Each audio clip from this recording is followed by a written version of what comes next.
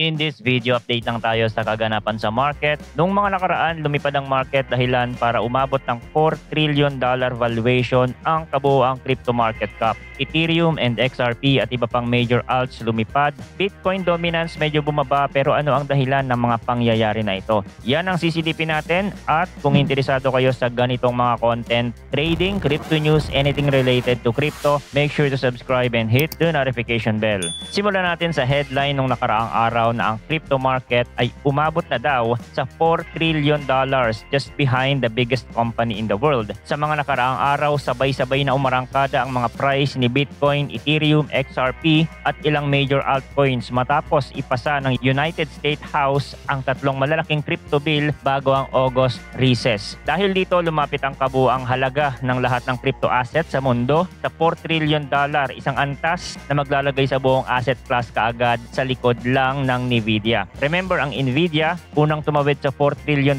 market cap noong July 9 at ngayon nasa $4.2 trillion na. Kung iisipin mo, ilang taon lang ang nakalipas nang tinatanong pa natin kung mabubuhay ba ang crypto. Ngayon, literal na pinapantayan na nito ang isa sa pinakadominanteng AI at chip giant sa planeta. Ngayon, iba-ibang numero depende sa data provider. Natural sa crypto yan. Sa Binance Coin Market Cap, ang peak reading ay $3.8 trillion. Sa TradingView, mas mataas, $3.9 trillion, mas mataas kesa sa dating peak na $3.7 trillion noong December. May ilang trackers tulad ng CoinGecko na nagsasabing nalampasan na talaga ang $4 trillion line. Ang variance na ito ay galing sa iba't ibang inclusion rules, halimbawa fully diluted versus circulating, stablecoin basket treatment at iba pa. Pero ang mahalaga, nasa striking distance na tayo. Ano ang nagtutulak? Ang mga numero ng pangunahing assets like Bitcoin nung umabot sa $120,327.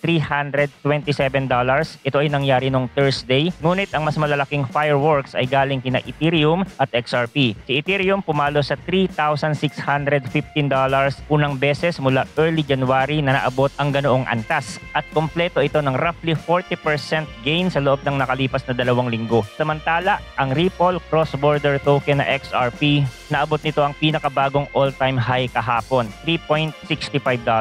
Sabi ni Nick Crook, director sa LVRG Research, malinaw sa mga traders na ang paglipad ng price ay konektado sa regulatory at institutional support. We're optimistic that this growth will continue as institution race to advance integration with the crypto industry. Ayon sa report, nangangahulugang ito na hindi lang retail YOLO ang gumagalaw. May mga kumpanya, custodians at malalaking platform na mabilis na humahabol para makahabol sa demand. Sinang-ayunan ito ni Nasar AI Akhtar, Chief Strategy Officer ng CoinW Crypto Exchange. Bitcoin and other cryptocurrencies surged as traders entered a risk-on mode due to bullish regulatory and institutional developments. Idinugtong pa niya ang isa sa pinakamalaking potensyal na balon ng capital sa mundo, the passing of the Genius Act and Trump's plan to open the United States retirement market to crypto investment could unlock trillions in institutional capital. Yun mismo ang tulay papunta sa ikalawang malaking bahagi ng ating kwento, ang posibilidad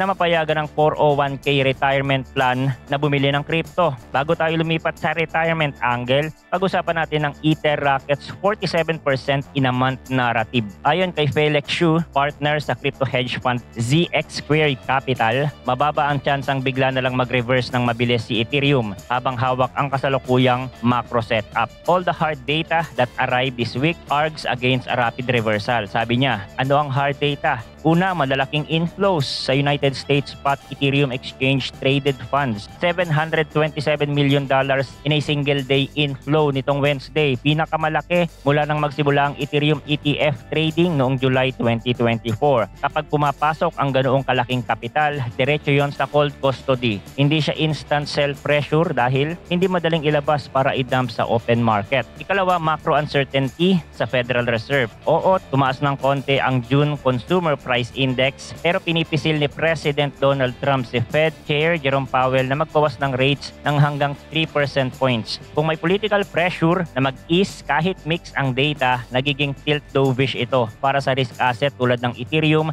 at iba pang crypto. Felix Xu naglagay ng guardrails hanggat hindi sabay nahihinto bigla ang ETF inflow at biglang magiging sharply hawkish ang Fed, maliit ang tsansang maulit ang 30% washout na nakita natin noong October 2024. As the time of recording, si Ethereum nasa 3,500, 42% up sa nakalipas na 30 days ayon sa Nansen data. Pero tanong ng lahat, makaka $10,000 ba ito? Sa madalit sabi ni Su, a 10K target implies a 190% move in a little over 5 months, something Ethereum has achieved only twice. During the 2017 ICO frenzy and the 2020 to 2021 DeFi boom. Kaya stretch daw yun. Hindi imposible pero maraming kondisyon. Tuloy-tuloy na malakas na Ethereum inflow, pagdadagdag ng staking features sa Ethereum ETF, mas risk-on na investor sentiment, at mas malawak na real-world adoption ng Ethereum stock gaya ng risk-taking, sumasabog na Layer 2 roll-ups at bagong application verticals na nagla-lock ng mas maraming Ethereum off the market. Kung magkakasabay-sabay na bumulusok ang alinman sa mga engine na ito, baka mag-top out bago pa lumapit sa 5 digits. Pero kung sabay-sabay umandar, a surprise print to 10K can't be ruled out. Kapwa nagbigay ng parallel view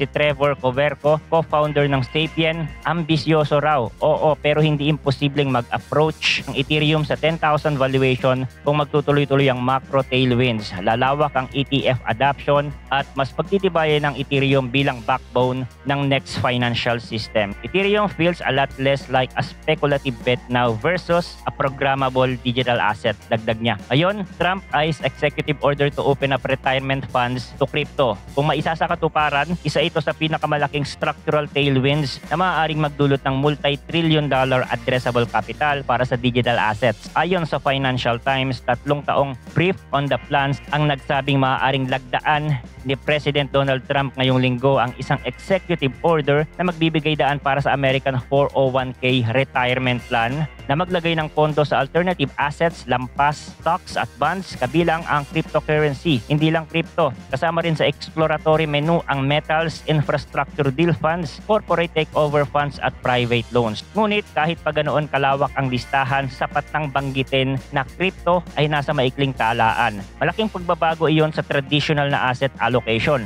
Ano raw ang laman ng executive order? Uutusan nito ang mga Washington regulatory agencies na mag-imbestiga ng best path forward para isama ang crypto sa 401k menu at tukuyin kung ano-ano pang hadlang ang kailangan tanggalin. Ngunit bago pa man tayo magbunyi, nilinaw ng White House spokesman na si Kush Desai, walang anumang dapat ituring na opisyal hanggat hindi mismo nagmumula kay President Donald Trump ang pahayag. Sa kanya ring statement, President Trump is committed to restoring prosperity for everyday Americans and safeguarding their economic future. No decisions should be deemed official, however, unless they come from President Trump himself. Noong May, binawi ng United States Labor Department ang guidance ng Biden administration na naglilimita sa crypto exposure sa 401k plan. At noong April, ayon sa report ng financial service giant na Fidelity, may $5.9 trillion under management, naglunsad ng bagong retirement account na nagbibigay daan sa Americans na mamuhunan sa crypto. May mga gumagalaw din sa state level. Noong March, inihain ng North Carolina lawmakers sa parehong House at Senate ang mga bills na magpapahintulot sa state treasurer na mag-allocate ng hanggang 5% ng iba't ibang state retirement funds sa crypto tulad ni Bitcoin.